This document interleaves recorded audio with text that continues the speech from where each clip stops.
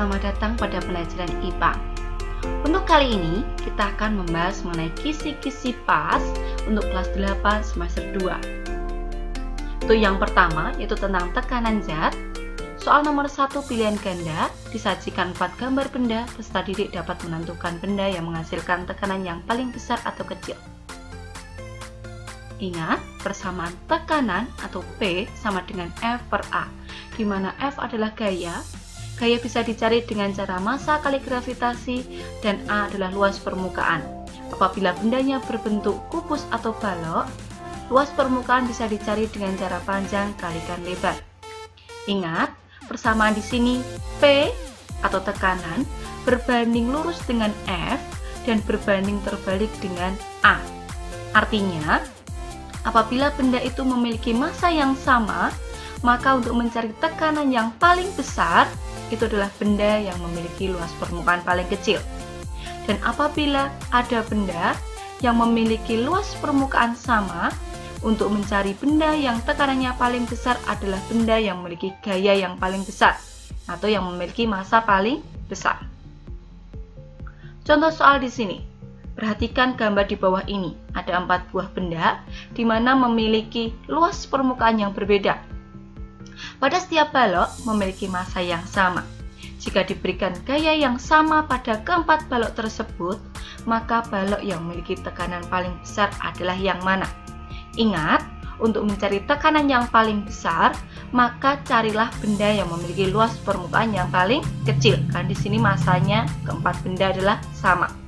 Untuk gambar 1, luas permukaannya adalah 5 x 5, 25 cm persegi. Gambar 2, luas permukaannya 10 x 3, 30 cm persegi. Gambar 3, luas permukaannya 3 x 2, 6 cm persegi. Dan gambar 4, luas permukaannya adalah 3 x 3 atau 9 cm persegi. Berdasarkan hal tersebut, maka benda yang memiliki tekanan paling besar adalah benda pada gambar 3 yang memiliki luas permukaan paling kecil, yaitu 6 cm persegi. Kemudian soal yang kedua, disajikan gambar benda dalam zat cair, peserta didik dapat menentukan besar tekanan hidrostatis yang dialami oleh benda tersebut. Ingat, untuk mencari tekanan hidrostatis itu bisa dicari dengan rho GH, di mana rho adalah massa jenis zat cair, G adalah percepatan gravitasi, dan H adalah kedalaman. Contoh soal di sini. Seekor ikan sedang berenang di akuarium. Ikan tersebut sedang berada 60 cm dari permukaan akuarium. Berapakah tekanan hidrostatis yang diterima oleh ikan? Massa jenis air adalah 1000 kg per meter kubik dan percepatan gravitasi bumi adalah 10 meter per sekon kuadrat. Semua yang diketahui ditulis di sini, yang ditanyakan tekanan hidrostatis. Ingat, untuk mencari tekanan hidrostatis yaitu dengan cara rho kalikan G kalikan H. Di mana rho di sini adalah 1000 kg per meter kubik, G adalah 10 meter per sekon kuadrat, dan H kedalamannya adalah 0,6 meter. Satuannya dalam satuan meter. Kita hitung, kita peroleh tekanan hidrostatis yang dialami oleh ikan adalah 6000 Newton per meter persegi. Soal nomor 3 pilihan ganda.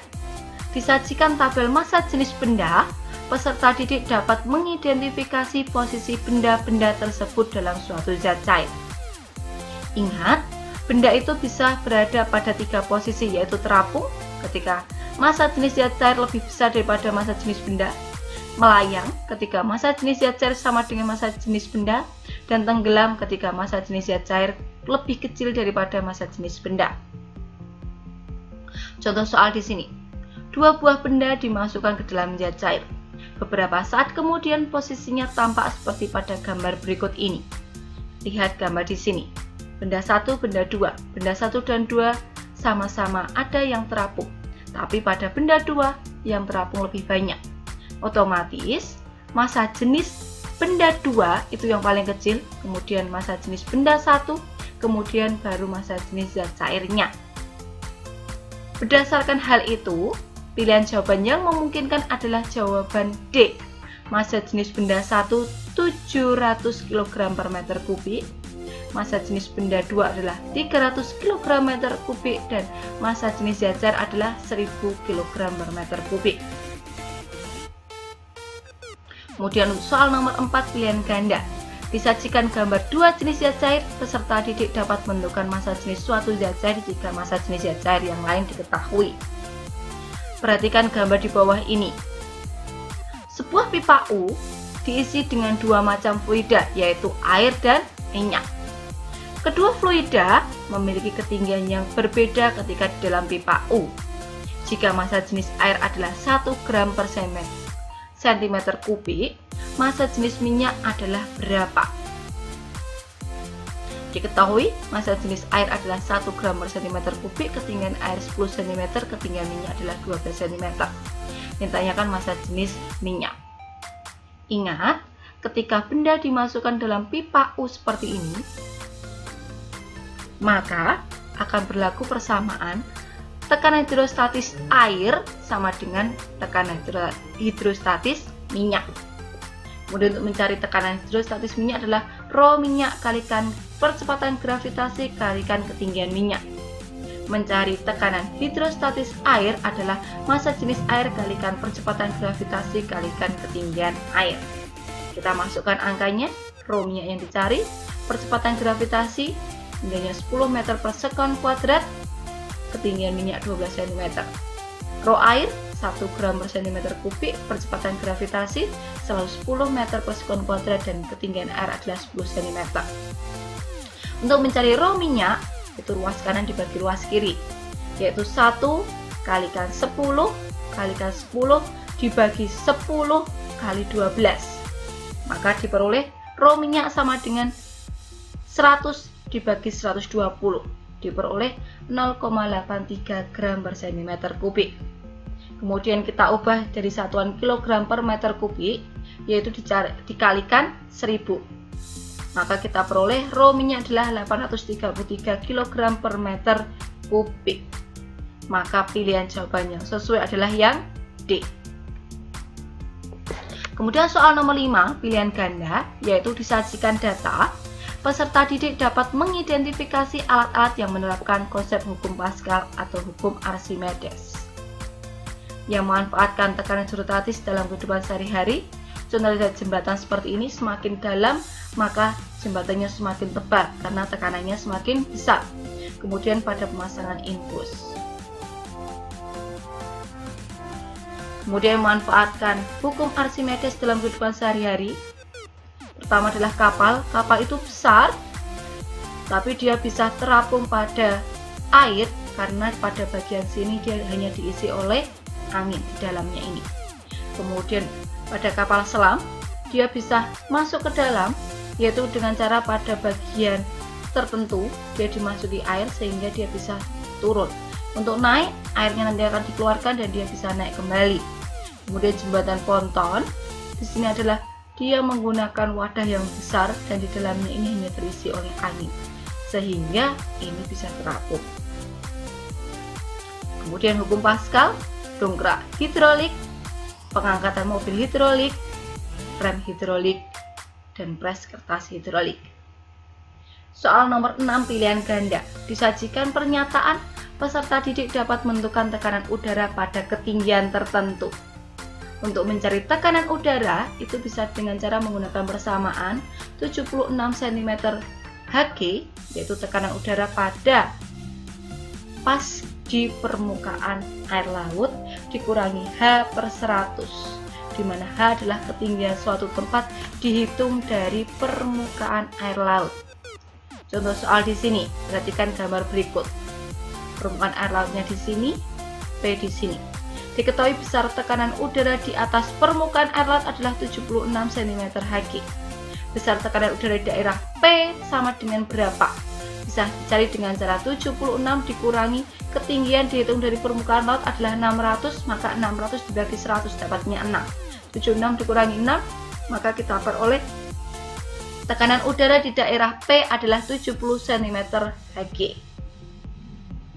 Soal nomor 7 pilihan ganda. Disajikan pernyataan, peserta didik dapat menjelaskan aplikasi konsep tekanan zat pada makhluk hidup. Aplikasi tekanan pada makhluk hidup yaitu yang pertama pada pengangkutan air dan nutrisi pada tanaman. Air diserap oleh rambut akar, kemudian dia masuk melalui epidermis secara osmosis ke korteks, kemudian masuk pada endodermis dan vesikel, kemudian masuk pada pembuluh xilem.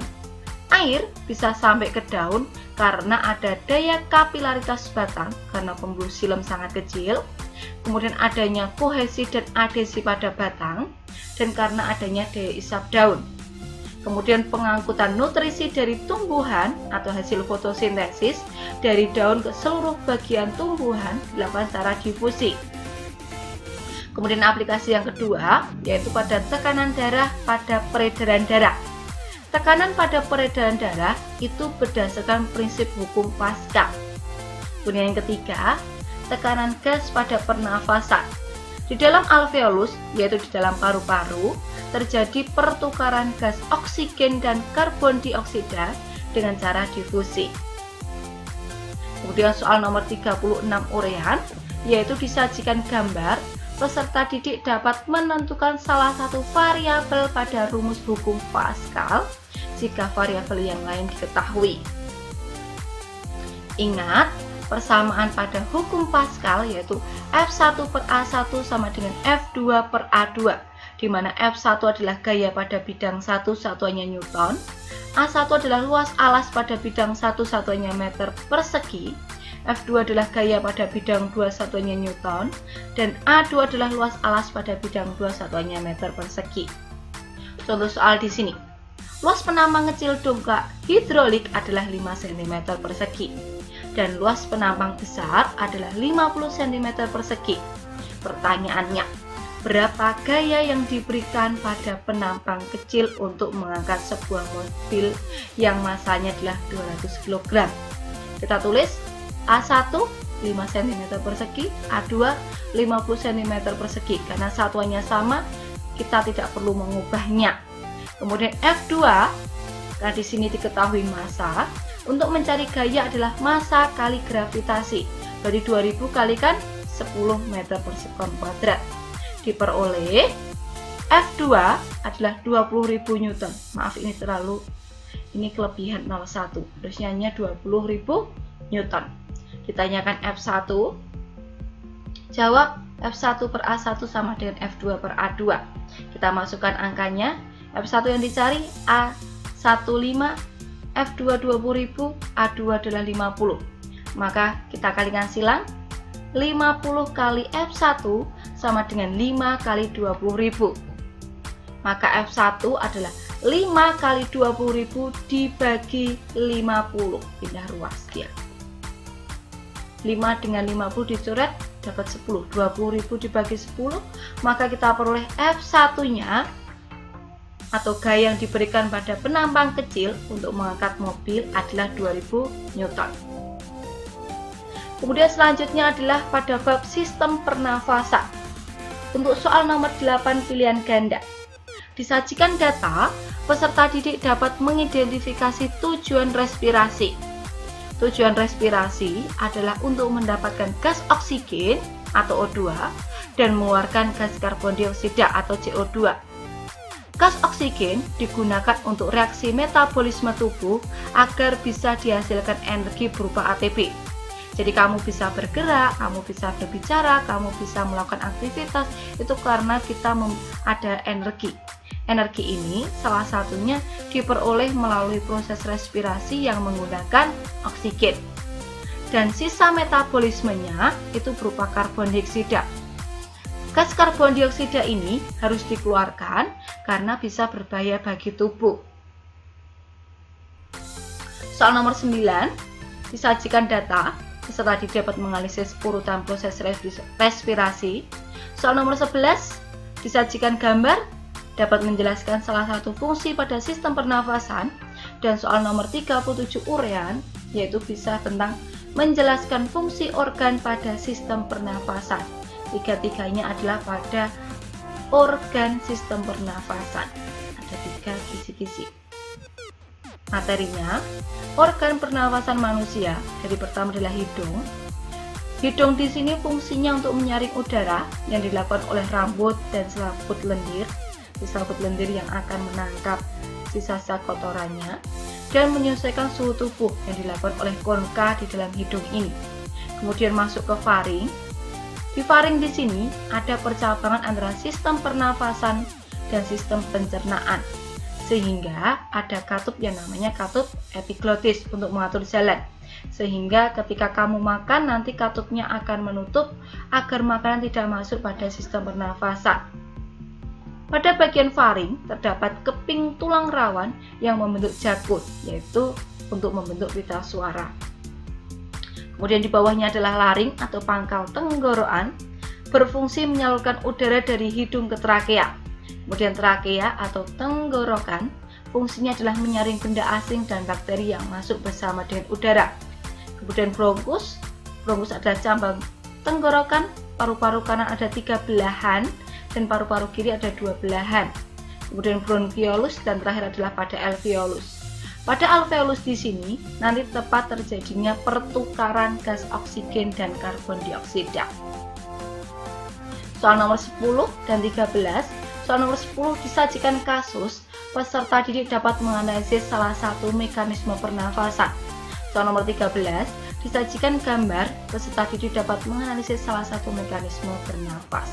Sama-sama tentang mekanisme pernafasan. Mekanisme pernafasan yaitu ada 2 macam, yaitu pernafasan dada dan pernafasan perut. Pernafasan dada ketika inspirasi atau udara masuk itu adalah ketika otot antar tulang rusuk kontraksi atau membesar, sehingga tulang rusuk dan dada terangkat. Sedangkan pada ekspirasi di sini yaitu ketika otot antar tulang rusuk relaksasi, sehingga tulang rusuk dan dada ke posisi semula, sehingga udara bisa keluar. Pada pernafasan perut yang berfungsi itu adalah diafragma. Inspirasi itu diafragmanya dia akan turun ke bawah, sehingga volume paru-paru bisa besar dan udara bisa masuk. Sedangkan ekspirasi yaitu ketika otot diafragma melengkung ke atas, sehingga paru-parunya mengecil dan udara bisa keluar. Soal nomor 12 pilihan ganda, disajikan grafik peserta didik dapat menganalisis udara pernafasan. Udara pernafasan yaitu ada volume tidal itu yang di sini. Nah, ini biasanya volumenya adalah 500 ml, yaitu ketika kita bernafas biasa. Volume cadangan inspirasi atau komplementer itu adalah ketika kita menarik nafas sekuat-kuatnya, yaitu bisa mencapai 1500 ml. Kemudian volume cadangan ekspirasi posisinya di sini atau suplementer, yaitu ketika kita menghembuskan nafas sekuat-kuatnya, itu volumenya bisa mencapai 1500 ml. Dan volume sisa atau residu yaitu volume udara yang masih akan tetap berada di dalam paru-paru kita. Jadi kayak cadangan, volume sisa atau residu. Volumenya adalah 1000 ml. Volume komplementer atau cadangan inspirasi tambah volume tidal tambah volume cadangan ekspirasi, ini yang namanya kapasitas vital paru-paru. Biasanya jumlahnya adalah 1500 tambah 500 tambah 1500, yaitu 3500 cc. Dengan volume total paru-paru yaitu kapasitas vital ditambah volume sisa, berarti 3500 tambah 1000, nilainya 4500 cc. Ini grafik udara pernafasan. Soal nomor 14 pilihan ganda, disajikan gambar peserta didik dapat mendeskripsikan penyakit pada sistem pernafasan.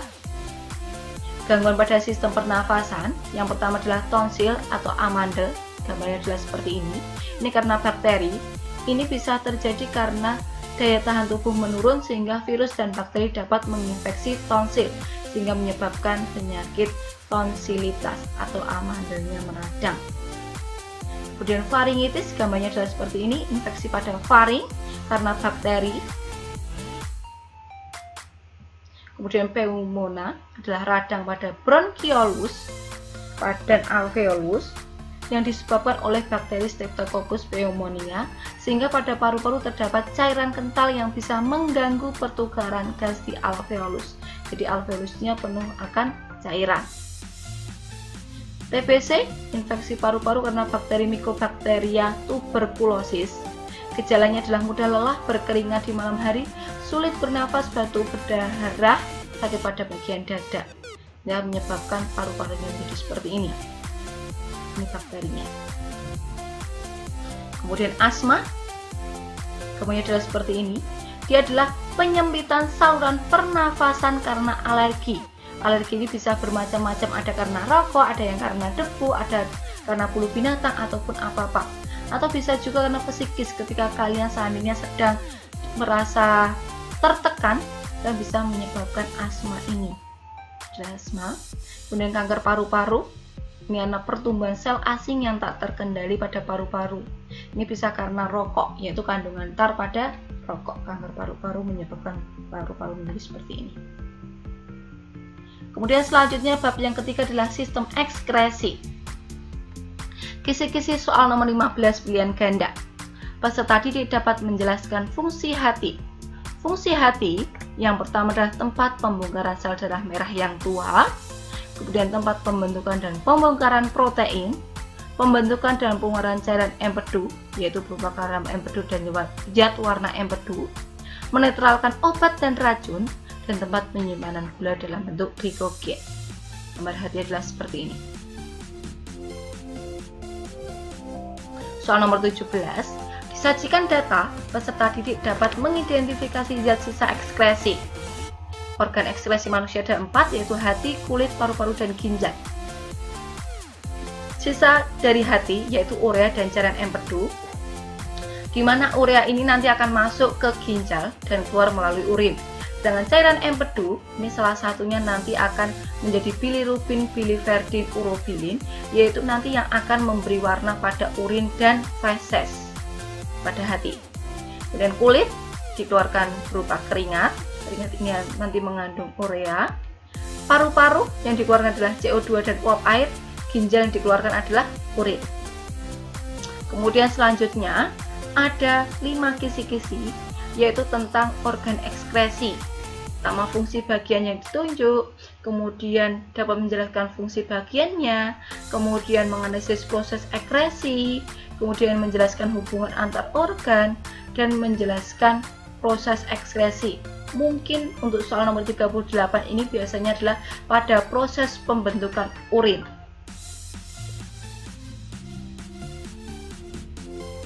Hati dalam proses ekskresi berperan mengeluarkan cairan empedu. Empedu dihasilkan di hati, kemudian ditampung di kantong empedu. Garam empedu ini nanti fungsinya adalah mengemulsi lemak. Jadi lemak bisa diserap oleh tubuh itu jika dia dibantu oleh garam empedu ini. Sedangkan zat warna empedu diubah oleh bakteri usus menjadi urobilin sehingga memberi warna pada feses dan urin. Kemudian pada kulit ada 3 bagian. Yang pertama adalah epidermis, kemudian dermis, dan hipodermis. Pada epidermis atau kulit ari ini terdapat lapisan yang pertama adalah yang paling atas, lapisan tanduk. Ini adalah lapisan kulit mati dan selalu mengelupas. Kemudian di bawahnya adalah lapisan malpighi yang mengandung pigmen melamin sehingga bisa memberi warna pada kulit kalian. Ada yang kulitnya kuning, putih, sawo matang, itu karena kandungan pigmen melamin pada lapisan malpighi ini. Kemudian pada dermis, yang pertama adalah kelenjar minyak. Biasanya kelenjar minyak ini dia menempel pada rambut. Ini kelenjar minyaknya. Karena kelenjar minyak fungsinya adalah minyaki rambut agar tidak kering. Kemudian ada pembuluh kapiler atau pembuluh darah, ini untuk mengangkut sari makanan dan sisa metabolisme. Kemudian kelenjar keringat. Kelenjar keringat ini biasanya dia berbentuk menggulung dikelilingi serabut saraf dan kapiler darah. Serabut saraf berfungsi meningkatkan kerja kelenjar keringat.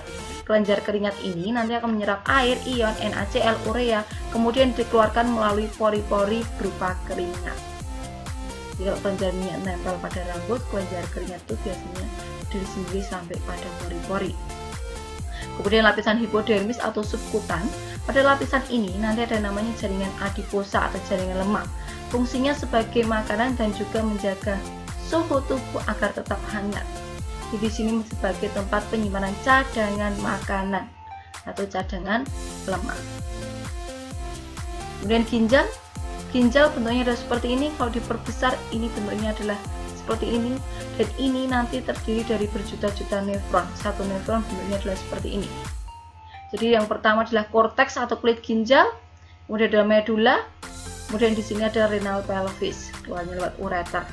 Kalau diperbesar lagi pada bagian korteks itu terdapat glomerulus, kapsul Bowman, kemudian sampai pada tubulus contortus proximal. Sedangkan pada lengkung Henle dia masuk pada bagian medula. Kemudian tubulus distal masuk pada korteks lagi, dan dia baru masuk pada tubulus pengumpul atau ductus Golgi. Sini. Pada ginjal itu adalah untuk pembuatan urin. Prosesnya yang pertama adalah filtrasi atau penyaringan. Plasma darah dan zat larut disaring oleh glomerulus dan kapsul Bowman. Hasilnya berupa filtrat glomerulus atau ada yang menyebutkan urin primer. Urin primer ini nanti masih mengandung glukosa, asam amino, garam mineral, dan air. Jadi baru disaring saja. Yang ukuran besar dia akan tetap tertinggal, contohnya adalah pada sel-sel darah. Sedangkan yang ukurannya kecil nanti dia bisa masuk ke bagian selanjutnya, yaitu pada kapsul Bowman. Seperti ini. Nanti zatnya masuk di sini ada kayak saringannya. Nanti yang ukurannya kecil bisa keluar, bisa masuk pada kapsul Bowman. Dengan yang ukuran besar, contohnya sel-sel darah, dia akan tertinggal pada bagian sini, dia masuk pada pembuluh darah lagi. Kemudian selanjutnya adalah reabsorpsi. Penyerapan kembali terjadi pada tubulus contortus proximal. Jadi setelah melalui proses filtrasi pada glomerulus dan kapsul Bowman, kemudian masuk pada tubulus proximal, di sini terjadi proses reabsorpsi, yaitu zat-zat yang masih digunakan akan diambil lagi. Hasilnya nanti berupa urin sekunder, yaitu air, garam, urea, dan pigmen empedu yang memberi warna pada bau. Pigmen empedu yang memberikan bau pada urin. Kemudian augmentasi terjadi di tubulus contortus distal. Terjadinya pengeluaran zat-zat sisa yang tidak diperlukan oleh tubuh ke dalam urin sekunder. Contohnya air, urea, garam, amonia, dan sisa obat-obatan. Hasil augmentasinya ini nanti yang namanya urin sesungguhnya. Kemudian dari sini dia akan dibawa, urin sesungguhnya ini akan dibawa ke tubulus collectivus, ke pelvis ginjal atau rongga ginjal, keluar melalui ureter dan disimpan pada kandung kemih. Jadi di sini, jadi dari ginjal dia keluar melalui ureter, kemudian pada kandung kemih. Nah, kandung kemih ini nanti kalau seandainya sudah penuh, itu kamu nanti akan merasakan ingin buang air kecil, kemudian dikeluarkannya melalui uretra. Soal nomor 21, disajikan tabel peserta didik dapat menganalisis salah satu penyakit pada sistem ekskresi. Yang pertama adalah albuminuria. Albuminuria ini adalah ada luka pada glomerulus sehingga tidak bisa menyerap protein, sehingga urinnya mengandung protein albumin. Glukosuria, kelainan diakibatkan kerusakan pada badan Malpighi, sehingga urin yang dihasilkan mengandung glukosa. Kemudian nefritis, kelainan karena kerusakan nefron, terutama pada glomerulus, ini karena ada bakteri Streptococcus, sehingga urinnya banyak mengandung sel darah merah dan protein, namanya seperti ini, darah dan ginjal. Kemudian batu ginjal. Batu ginjal ini adalah adanya batu dari keendapan kalsium dan garam pada pelvis ginjal. Ini penyebabnya karena kamu seandainya sering menahan urin dan kurang minum, sehingga kerja ginjal menjadi lebih berat. Hematuria, yaitu keberadaan sel darah merah pada saluran urin atau organ ginjal, mengalami pendarahan akibat batu ginjal atau iritasi. Diabetes mellitus, yaitu urinnya mengandung glukosa, ini karena kadar gula dalam darahnya tinggi. Dan diabetes insipidus ini adalah biasanya kamu bisa menyebabkan sering buang air besar. Jadi kalau seandainya orang normal itu sehari buang air kecil 8 kali, lah kamu bisa sampai 100 kali. Ini karena kekurangan hormon ADH. Kemudian bab selanjutnya adalah getaran, gelombang, dan bunyi. Soal nomor 22 pilihan ganda. Disajikan data, peserta didik dapat mengidentifikasi contoh getaran dalam kehidupan sehari-hari. Benda dikatakan bergetar itu jika dia melakukan gerakan bolak-balik secara berkala di setiap posisi seimbang. Contohnya adalah pada bandul lejak, dia akan terjadi proses ke sana, ke sini, ke sana, ke sini. Harputala sama senar gitar, contoh getaran dalam kehidupan sehari-hari. Dan soal nomor 23, sajikan pernyataan peserta didik dapat menentukan besar periode atau frekuensi dalam suatu ayunan. Periode itu adalah waktu yang diperlukan untuk melakukan satu kali getaran, sedangkan frekuensi adalah banyak getaran yang dilakukan benda selama 1 sekon. Untuk mencari T periode itu dengan cara T per N, titin, waktu dibagi banyaknya getaran. Periode, titin. Frekuensi bisa dicari dengan N per T, fanta. N adalah banyak getaran, T adalah waktu, titin dan fanta. Soal nomor 24, disajikan suatu hasil percobaan tentang getaran, peserta didik dapat menarik kesimpulan. Jadi contohnya ada seperti ini, ada gambar dari K jalan ke O ke K lagi. Ketika panjang talinya 25, amplitudenya 5, dalam 10 getaran yang butuh waktu 10 detik, 20 getaran 20 detik. Kemudian amplitudenya kita ubah dari sini ke sana 10 derajat, ternyata 10 getaran sama-sama waktunya 10 sekon dan 20 getaran sama-sama 20 sekon. Kemudian panjang talinya kita ubah, ada amplitude 5 dan 10, waktunya jelas seperti ini. Berdasarkan hasil percobaan dapat disimpulkan apa? Ketika amplitude berubah, apakah waktu yang untuk melakukan getaran itu berubah? Tidak. Berarti amplitude tidak berpengaruh kepada frekuensi dan getaran. Frekuensi adalah banyaknya getaran dalam 1 detik. Di sini 10 getaran waktunya 10 detik. Berarti 10 dibagi 10 tetap 1. 10 bagi 10 tetap 1. Sedangkan ketika panjang talinya berubah, ternyata waktunya juga berubah. Maka jawaban yang tepat mana? Semakin panjang tali, talinya semakin panjang, frekuensinya semakin besar atau kecil? Ketika panjang talinya 25 cm, frekuensinya adalah N per T, 10 dibagi 10, 1. Sedangkan ketika 40 cm, 10 bagi 15, 0,67. Berarti frekuensinya semakin kecil. Dengan periodenya 10 dibagi 10, 10, 15 dibagi 10, 1,5. Berarti semakin panjang tali, periodenya semakin besar. Maka jawabannya adalah A. Semakin panjang tali yang digunakan pada bandul, maka akan semakin besar periode dan semakin kecil frekuensinya. Soal nomor 25, sajikan data peserta didik dapat mengidentifikasi ciri-ciri suatu jenis gelombang tertentu. Jenis-jenis gelombang berdasarkan medium perambatannya yaitu mekanik dan elektromagnetik. Mekanik itu yang memerlukan medium untuk perambatannya, contohnya pada gelombang tali, gelombang air, gelombang bunyi. Elektromagnetik gelombang tidak memerlukan medium untuk perambatannya, contohnya gelombang radio, gelombang cahaya, gelombang radar. Sedangkan macam-macam gelombang berdasarkan arah rambatannya yaitu transversal dan longitudinal. Transversal itu adalah gelombang yang arah rambatannya tegak lurus, contohnya gelombang tali, gelombang air. Longitudinal, gelombang yang arah rambatnya sejajar dengan arah getarannya, contohnya selingki dan bunyi. Soal nomor 26, disajikan data, peserta didik dapat mengidentifikasi data tentang nada dawe sesuai hukum Mersenne. Berdasarkan hukum Mersenne, semakin panjang jarak tumpuan senar, frekuensinya senar semakin rendah, maka frekuensi senar berbanding terbalik dengan panjang tumpuan senar. Semakin besar luas penampang senar, frekuensinya semakin rendah, sehingga frekuensi berbanding terbalik dengan penampang senar. Semakin besar tekanan, frekuensi semakin besar, sehingga dikatakan frekuensi berbanding lurus dengan tegangan. Semakin besar massa jenis senar, frekuensinya semakin kecil, sehingga dikatakan frekuensi berbanding terbalik dengan massa jenis. Atau berarti di sini semakin panjang berbanding terbalik dengan frekuensi, semakin besar luas penampang berbanding terbalik, tegangan berbanding lurus, dan massa jenis berbanding terbalik. Soal nomor 27, disajikan pernyataan peserta didik dapat menentukan penerapan konsep pemantulan bunyi dalam kehidupan sehari-hari.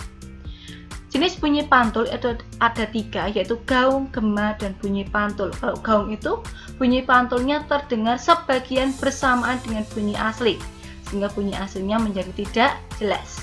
Sedangkan gema itu adalah bunyi pantul yang terdengar setelah bunyi asli, jadi suaranya kayak ada 2. Kalau bunyi pantul yang memperkuat bunyi asli adalah bunyi pantul yang dianggap bersamaan dengan bunyi asli. Contoh soal di sini, bunyi asli, bunyi, bunyi. Bunyi pantulnya kalian belum mengatakan nyi, bunyinya sudah kembali. Maka ini adalah gaung, gema, atau memperkuat bunyi asli. Jawabannya adalah yang gaung. Soal nomor 28 pilihan ganda. Disajikan gambar, peserta didik dapat mengidentifikasi nama bagian dan fungsi dari alat pendengaran manusia. Bagian pada pendengaran manusia atau telinga adalah pada bagian luar, yaitu daun telinga, untuk mengumpulkan gelombang suara ke saluran telinga. Saluran telinga yang menghasilkan minyak serebum itu untuk menangkap debu dan mencegah hewan masuk ke saluran telinga. Kemudian bagian tengah, yang pertama adalah gendang telinga ini atau membran timpani yang fungsinya menangkap gelombang suara dan mengubahnya menjadi getaran yang diteruskan ke tulang telinga. Kemudian tulang telinga di sini ada 3, urut, martil atau malleus, landasan atau incus, sanggurdi atau steps. Yaitu fungsinya adalah meneruskan getaran dari gendang telinga ke rumah siput. Bagian dalam yang pertama adalah rumah siput ini, seperti rumah siput ataupun koklea. Di dalam koklea ini terdapat organ korti yang berisi ribuan sel rambut yang peka terhadap tekanan getaran. Getaran ini nanti akan diubah menjadi impuls saraf dan disalurkan ke otak agar otak bisa merespon. Kemudian di sini ada saluran gendang atau labirin. Terdapat saluran setengah lingkaran yang berfungsi sebagai alat keseimbangan tubuh kita. Ditambah di sini ada yang namanya saluran eustachius, ini yang menghubungkan pada tenggorokan untuk mengatur tekanan agar tekanan luar dan tekanan dalam pada telinga itu sama.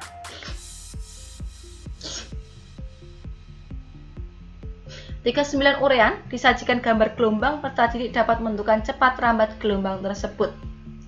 Contohnya di sini ini adalah gelombang transversal, terdiri dari 1 bukit, 1 lembah, 1 bukit, atau 2 bukit, 1 lembah.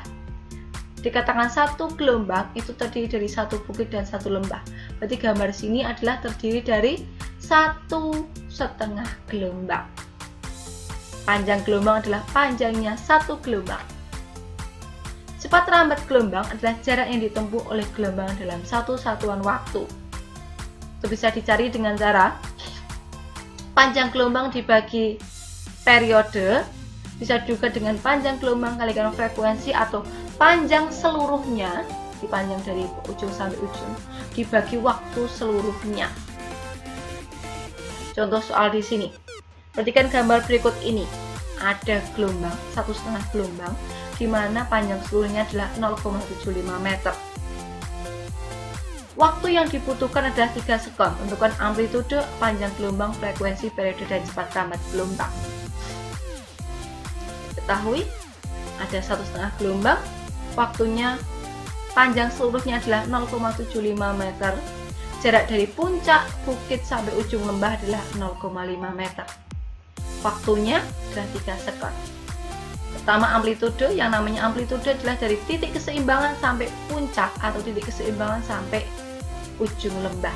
Berarti amplitudenya adalah setengah dibagi 2 karena hanya separuhnya. Berarti amplitude adalah 0,25 meter. Kemudian panjang gelombang adalah panjangnya 1 gelombang. Di sini 0,75 itu miliknya 1,5 gelombang. Maka panjang gelombangnya adalah 0,75 dibagi 1,5. 1 gelombang itu panjangnya adalah 0,5 meter. Dengan 3 frekuensi Fanta, F adalah M per T. Jumlah gelombang 1,5, waktunya 3, maka frekuensinya setengah Hz. Periode titin T per M, 3 dibagi 1,5, maka dapat 2 sekon. Untuk mencari cepat rambat gelombang bisa dengan cara pertama, lambda kalikan F, panjang gelombang kalikan frekuensi. 0,5 kalikan 0,5 dapat 0,25 meter per sekon. Atau lambda dibagi T, 0,5 dibagi 2 dapatnya sama 0,25 meter per sekon. Kemudian bab selanjutnya adalah cahaya.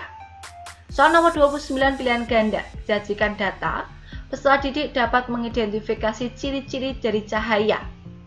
Sifat-sifat cahaya. Yang pertama adalah cahaya dapat merambat lurus. Contohnya adalah seperti ini. Ada lampu. Kemudian di sini kalian bisa melihat, berarti cahayanya merambat lurus. Cahaya dapat dipantulkan. Bisa kamu coba pada cermin. Nah, terjadi pemantulan teratur. Kemudian cahaya dapat menembus benda bening. Contohnya ada lampu senter, kemudian di sini ada gelas diisi air putih. Ternyata cahaya bisa menembus. Cahaya dapat diuraikan. Dapat diuraikan itu dari sinar matahari berwarna putih, kemudian dia bisa diuraikan menjadi warna pelangi, magico hibinium. Kemudian cahaya dapat dibiaskan. Dibiaskan itu ketika dia dari media yang kurang rapat ke yang lebih rapat, maka dia akan berusaha untuk mendekati garis normal di sini. Atau kalau digambarkan di sini seolah-olah pensil ini patah, yaitu akan terjadi dia pergeseran. Ini namanya dibiaskan.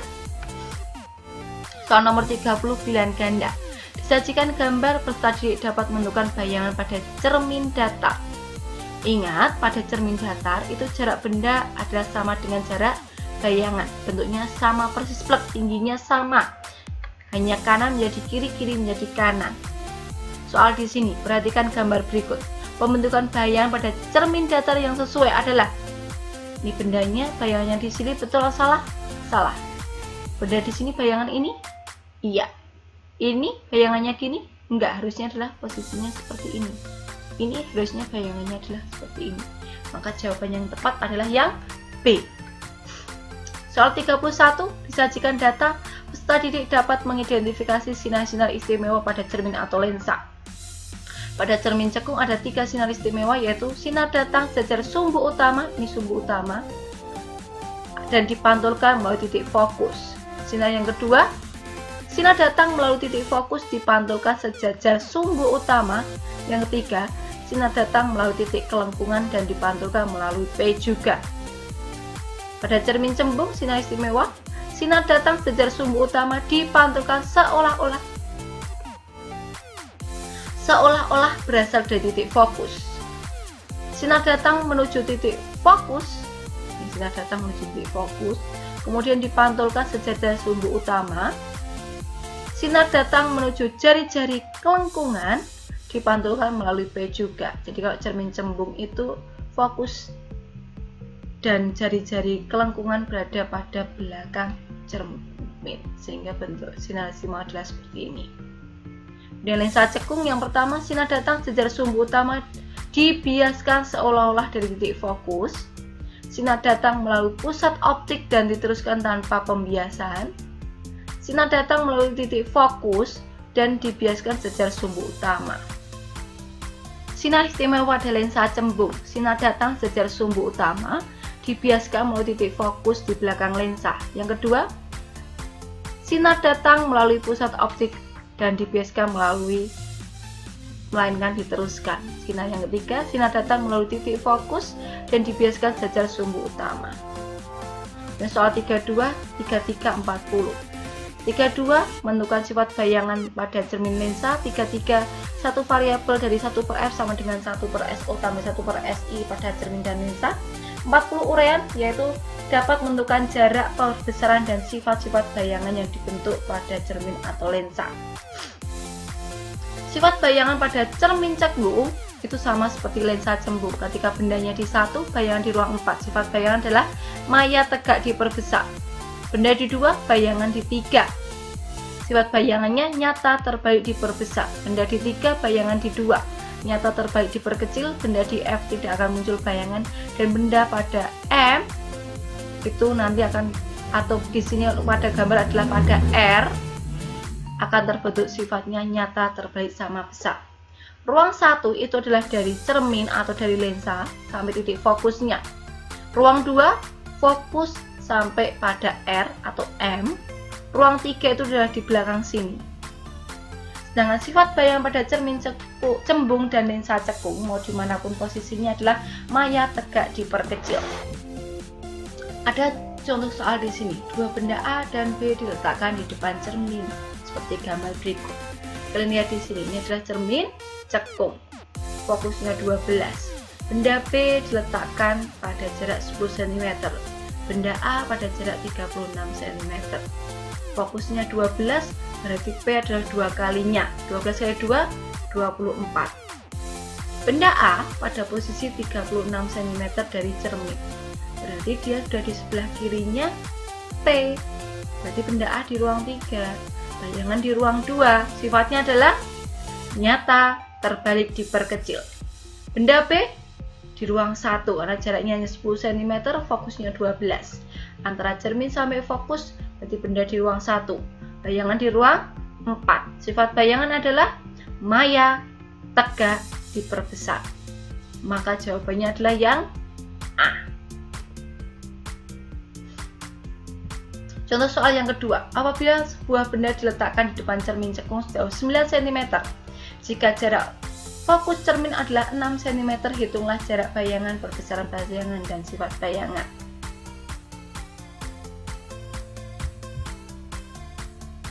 Diketahui S atau jarak benda adalah 9 cm dan fokusnya adalah 6 cm.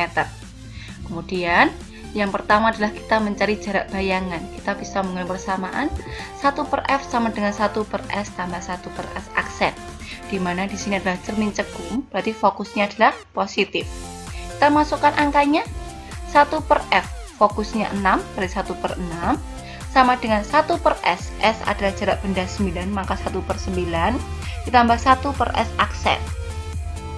Selanjutnya 1/9 pindah ruas, per 6 dikurangi 1/9 adalah 1/S aksen.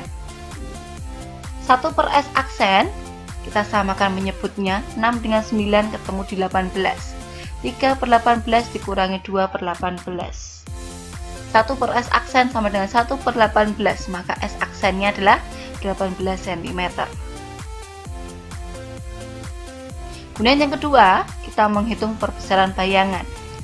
P atau perbesaran bayangan itu bisa dicari dengan nilai mutlak S aksen dibagi S, di mana S aksennya adalah 18 cm, CS-nya atau jarak benda adalah 9 cm. Maka kita peroleh perbesaran bayangannya adalah 2 kali. Sifat bayangan, karena di sini diperoleh S aksen positif, maka sifat bayangannya adalah nyata dibalik. P 2 kali atau lebih dari 1, maka sifat bayangannya adalah diperbesar. Maka sifat bayangan yang terbentuk adalah nyata terbalik diperbesar. Soal nomor 34, sajikan pernyataan peserta didik dapat menentukan solusi untuk mengatasi gangguan pada mata manusia. Gangguan pada mata manusia yang pertama adalah miopi atau rabun jauh, yaitu tidak dapat melihat benda yang jauh karena bayangan benda jatuh di depan retina. Miopi bisa ditolong dengan kacamata negatif atau menggunakan lensa cekung. Hipermetropi adalah rabun dekat, ia tidak bisa melihat benda yang dekat, akibatnya bayangannya terbentuk di belakang retina. Bisa dibantu dengan kacamata positif atau lensa cembung. Presbioti atau mata tua, yaitu bisa ditolong dengan lensa rangkap, lensa cekung, dan lensa cembung. Astigmatisme atau mata silinder terjadi penyimpangan dalam pembentukan bayangan pada lensa sehingga tidak bisa memberikan bayangan garis vertikal dan horizontal bersamaan.